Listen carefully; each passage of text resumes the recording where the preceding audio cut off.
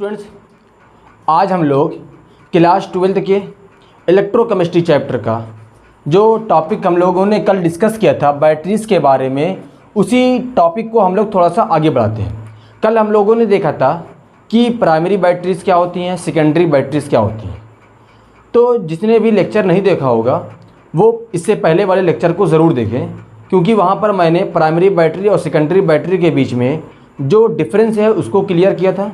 और हम लोगों ने प्राइमरी बैटरीज़ का एक एग्जांपल लैग्रांजी सेल को बहुत अच्छे से क्लियर किया था। उसके जो डायग्राम बना के उसका रिएक्शन, केमिकल रिएक्शन को हम लोगों ने सब एक एक करके बहुत इजी वे में उसको डिस्कस किया था। और अगर आप लोग इस चैनल पर नए हैं तो चैनल को ज़रूर सब्सक्राइब करिएगा। देखें, यहाँ पर आज हम लोग पढ़ रहे हैं बैटरीज़ के बारे में, और हम लोग पिछले लेक्चर में बैटरीज़ का एक एग्जाम्पल पढ़ चुके हैं। कौन सा? लैग्रांजी सेल का। आज हम लोग पढ़ते हैं एक और एग्जाम्पल, देखते हैं मरकरी सेल। मरकरी सेल देखें, जैसे लैग्रांजी सेल को ड्राई सेल कहते हैं, वैसे ही मरकरी सेल को हम लोग एक और नाम से जानते हैं। क्या नाम है? Button cell. किसके नाम से? Button cell. पहले इसको जान लेते हैं कि ये सेल हमको हमारी डेली लाइफ में इसका यूज़ है या नहीं। जैसे हम लोग इस्तेमाल करते हैं, इसका सबसे बेहतरीन जो यूज़ होता है वो यूज़ होता है हम लोग की जो वॉच होती है, इसमें यूज़ होता है। कल मैंने भी कहा था क्लॉक में यूज़ होती है। जो वॉल घड़ी होती है उसमें हम लोग रेडियो में यूज़ करते थे लैग्रांजी सेल को। लेकिन यहाँ पर जो वॉच होती है, जैसे मैंने ये वॉच पहनी है, इसमें जो बैटरी लगी होती है वो होती है किसकी? वो होती है मरकरी सेल की। एक छोटी सी बैटरी होती है, ठीक है ना, चपटी सी, उसी को हम लोग क्या बोलते हैं? मरकरी सेल बोलते हैं। और इसका एक यूज़ होता है जो कानों में मशीन लगती है, हियरिंग एड्स, उसमें यूज़ होता है। तो किस में इसका यूज़ होता है? हियरिंग एड्स में। कैलकुलेटर में भी इसका यूज़ होता है। कैलकुलेटर में यूज़ होता है, हियरिंग एड्स में। और जो डिजिटल थर्मामीटर आते हैं आजकल, देखते हैं हम लोग, जो थर्मामीटर होता है वो डिजिटल होता है। तो उस थर्मामीटर में भी क्या यूज़ होता है? यही सेल यूज़ होती है, बटन सेल या मरकरी सेल। अब देखिए, इसको बटन सेल कहते क्यों हैं? क्योंकि जो ये सेल होती है वो बटन लाइक दिखती है। कैसी दिखती है? बटन लाइक दिखती है। आप लोगों ने खुद देखा होगा कि एकदम बटन जैसी होती है, इसीलिए हम लोग इसको बटन सेल कहते हैं। जो ये बैटरी होती थी, इसका यूज़ बहुत ज़्यादा होता था पहले। सेकेंड वर्ल्ड वॉर के बाद इसका यूज़ बहुत ज़्यादा होने लगा था। तो 1996 में क्लिंटन ने, जो यूएसए के उस वक्त के प्रेसिडेंट थे, उन्होंने क्या किया? 1996 में 30 मई को उन्होंने क्या किया? एक एक्ट बनाया। उस एक्ट का नाम रखा उन्होंने बैटरी एक्ट। कौन सा एक्ट रखा? Battery act. उन्होंने इसमें कहा कि जो बैटरी में जो हैवी मेटल यूज़ होते हैं उसके यूज़ पर उन्होंने पाबंदी लगा दी। जिसकी वजह से क्या हुआ कि इस बैटरी, क्योंकि जो हैवी मेटल यूज़ होता था, क्योंकि उसका जो वेस्ट होता है ना, बहुत ज़्यादा इन्वायरमेंट के लिए डेंजरस होता था, इसीलिए उन्होंने ये एक्ट बनाया। और इस एक्ट में उन्होंने हैवी मेटल का यूज़ करने की क्या हुआ कि पाबंदी लगा दी। तो इस बैटरी की जो पॉपुलैरिटी थी ना, वो कम हो गई, ठीक है ना। तो इसका यूज़ अब कम होने लगा है। अब देखें, इस सेल के बारे में हम लोग जानते हैं कि मरकरी सेल में होता क्या है। तो पहले देखते हैं इसका आउटपुट वोल्टेज। मैंने पहले ही कहा था कि प्राइमरी सेल का आउटपुट वोल्टेज बहुत ज़्यादा इंपॉर्टेंट होता है। तो इसका जो आउटपुट वोल्टेज होता है वो कितना होता है? वो लैग्रांजी सेल से थोड़ा सा कम होता है। लैग्रांजी सेल का कितना था? 1.5 वोल्ट था। इसका होता है 1.35 वोल्ट, ठीक है ना। अब देखें, इसमें इलेक्ट्रोड कौन यूज़ होती हैं? तो इलेक्ट्रोड में एनोड होता है और एक कैथोड होता है। तो एनोड में हम लोग यूज़ करते हैं जिंक को। किसको? Zinc amalgam. यहाँ मैंने Hg लिखा है, यानी इसको बोलते हैं जिंक अमलगम। तो हमने एनोड पर जिंक अमलगम का यूज़ किया, उसके साथ हम लोग कार्बन का भी यूज़ करते हैं। अब देखिए, कैथोड जो है, कैथोड में हम लोग मरकरी को यूज़ करते हैं। HgO को हम लोग एज ए कैथोड यूज़ करते हैं। और इलेक्ट्रोलाइट क्या होता है? इलेक्ट्रोलाइट जो होता है KOH प्लस ZnO को हम लोग एज एक इलेक्ट्रोलाइट यूज़ करते हैं। तो यहाँ पे हम लोगों ने देखा कि आउटपुट वोल्टेज इसका 1.35 वोल्ट है और इसका जो एनोड होता है वो zinc amalgam as a anode काम करता है, उसके साथ कार्बन का मिक्सअप बना देती हैं, ठीक है ना। लेकिन बेसिकली जो मेन होता है वो जिंक अमलगम होता है। कैथोड जो होता है वो मर्क्यूरिक ऑक्साइड होता है और इलेक्ट्रोलाइट KOH का यूज़ करते हैं। अब इसका जो कंस्ट्रक्शन पॉइंट है वो देखें कि पहले इसकी केमिकल रिएक्शन देखते हैं। जो एनोड होता है वो हम लोग जानते हैं, जो एनोड पर रिएक्शन होती है, देखें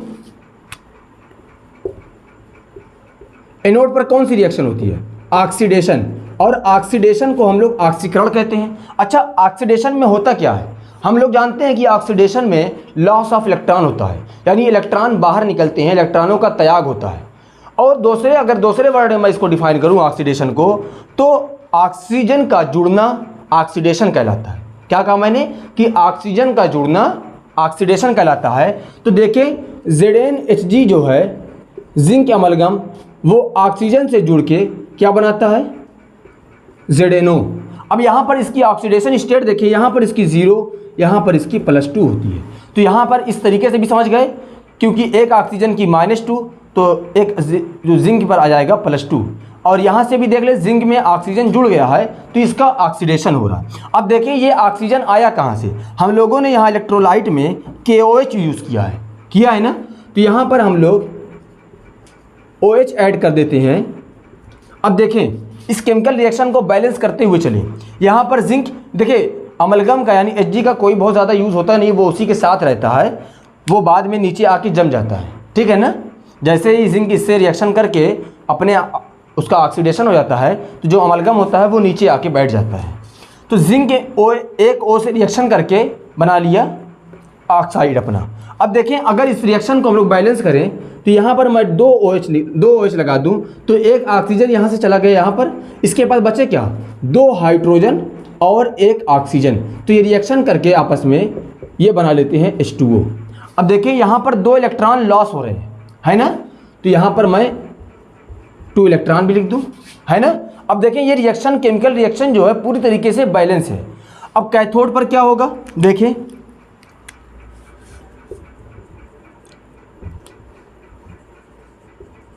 ऐड कैथोड पर होगा क्या, मैंने कहा कि जो कैथोड होता है वो HgO होता है, यानी मर्क्यूरिक ऑक्साइड होता है। HgO कन्वर्ट हो जाएगा Hg में, किसमें, देखिए ऑक्सीजन का जब जुड़ना ऑक्सीडेशन कहलाता है, तो ऑक्सीजन का जब लॉस होगा तो रिडक्शन कहलाएगा, जिसको हम लोग अपचयन बोलते हैं, है ना।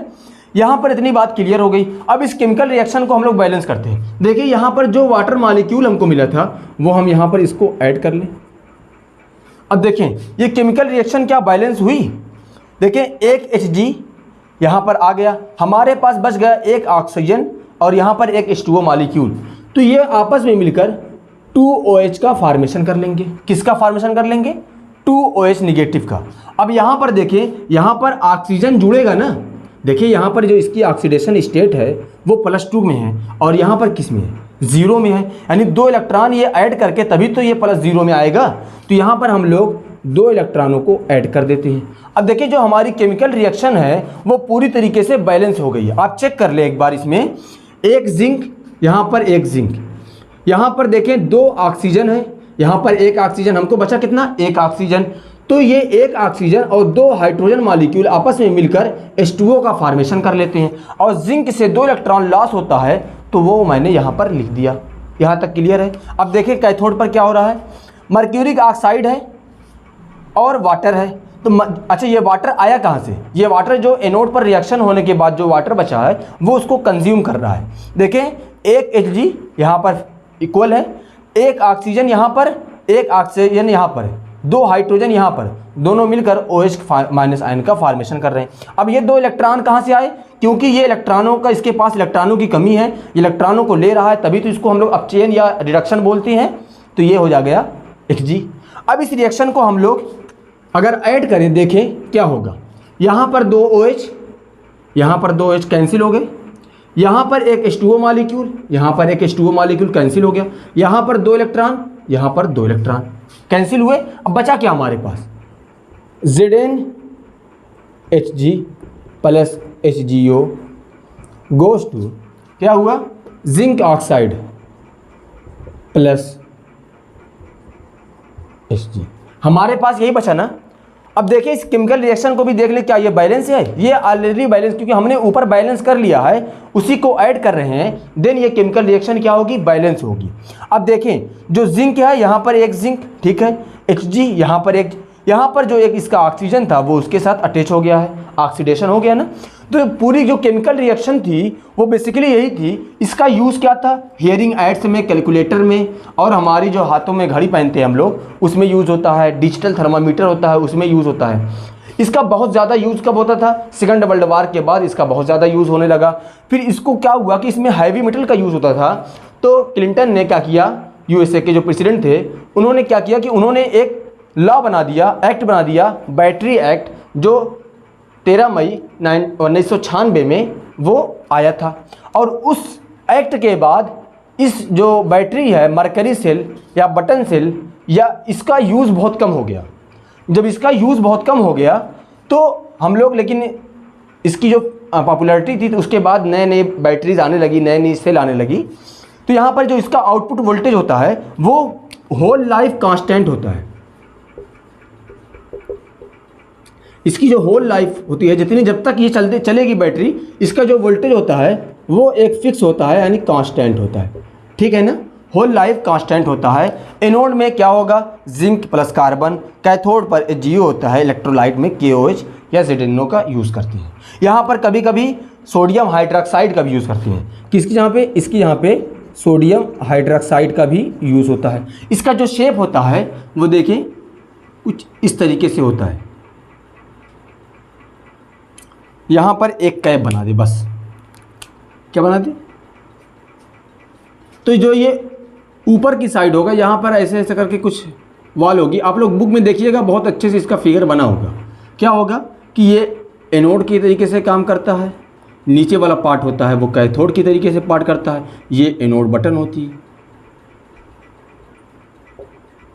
ठीक है ना।